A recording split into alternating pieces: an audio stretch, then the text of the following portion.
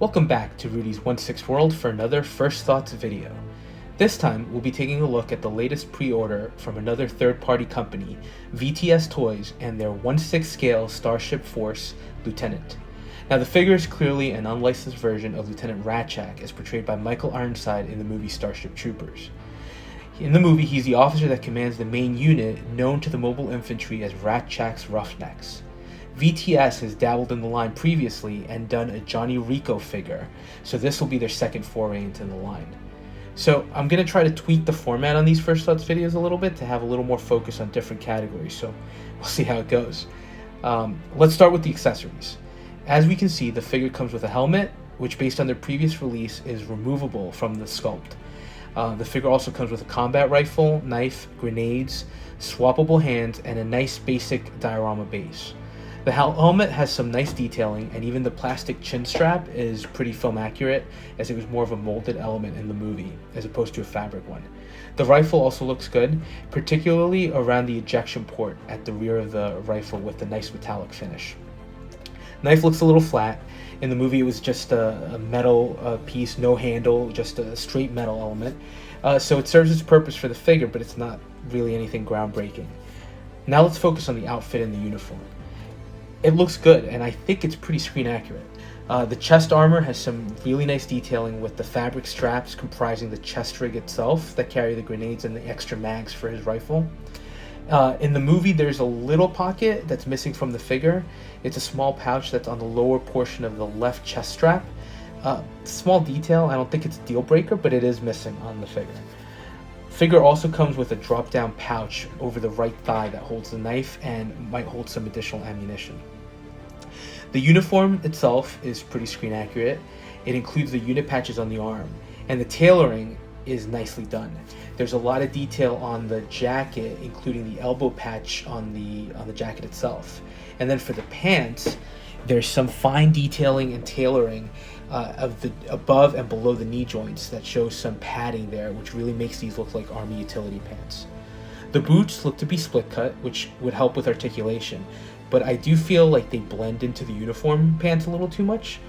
In the movie, they have a deep black that contrasts nicely with the gray. It could just be the lighting here though in the promo shots, so not something I'm going to hold against VTS right now, but it's something to look for once the figure drops. It does look like you can remove the jacket and leave the figure with just the black undershirt. It's not much to say other than that.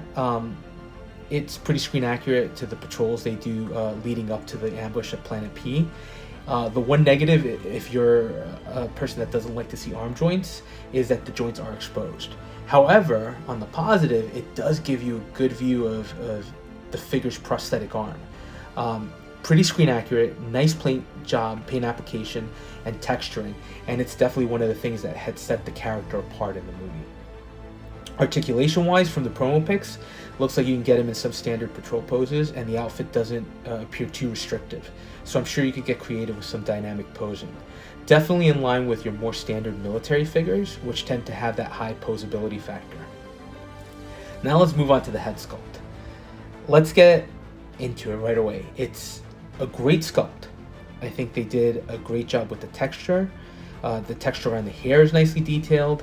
The paint application is good. The face also has some nice wrinkle details around the cheeks and around the chin area. And the chin area details really match Michael Ironside. But that's the thing with this figure. While I think it's a good sculpt, I don't think it looks like Michael Ironside. I think if you look at a picture of Michael Ironside from the movie, there's something off with the sculpt. And I think it's with his eyes. And the face in real life might be a little more oval, so I think the figure's a little more rounded. Now in the promo pics, VTS does note that this is an artistic interpretation. So that might be part of what's going on here, as this is an unlicensed figure. I just personally don't think it looks like Michael Ironside at all, but that's just me. What are your thoughts on the sculpt? Am I being totally unreasonable here? Then let's talk about the diorama base, which is also a nice feature. I'm a sucker for these bases, and this one is kind of nice and simple. Has a nice ground texture, and the key element here are the two chariot bugs. The scale's a little off, as they were pretty big. They were bigger in the movie, but it still gives you a nice presence on the base and a good representation of that outpost scene. Overall, I think it's a great effort from VTS. uniform looks outstandingly tailored, and the accessories do appear screen accurate and are in line with more military style figures. The base is a plus as well. Big negative here for me is the sculpt. I just think it's off, and maybe that's on purpose, but it just doesn't look like Michael Ironside. But overall, a nice figure from Starship Troopers. So will I get this figure? I'm honestly not sure. It's different and unique, and I like the movie, but will it fit into my collection? And the answer is I don't know. I'm wondering if VTS is going to continue the line. Not sure who else we could get. Maybe Dizzy, Ace, or Clancy Brown and Sergeant Zim. It would be interesting to make a squad for display, but I don't know that that's enough to sell me. I think what would really get me into the series is if VTS were to do one of the arachnid bugs in scale. And that would be amazing and a display centerpiece. That would compel me to pick up this guy, Johnny Rico, and any subsequent release they have. But again, I don't think it's something VTS would ever tackle. On top of things, there's the price point. The figure's coming in around $240, which isn't cheap at all, so something to weigh as you consider picking this one up. Plus, the great thing about Starship Troopers is it's a satire, and you realize as you're watching that you're kind of rooting for the fascists in the movie, which is one of, I think, Paul Verhoeven's great accomplishments here. So also something to keep in mind as you're looking for something for your collection. So those are my first thoughts. Would love to hear what you all think about this figure and this line, and even what your thoughts were on Starship Troopers, the movie itself. And if you like the content, please like the video and subscribe. I'm looking to do some retrospective showcases on older figures I own, as well as showcases as new figures come in, and hopefully the channel will continue to evolve and develop. Let me know, and we'll touch base on the next video.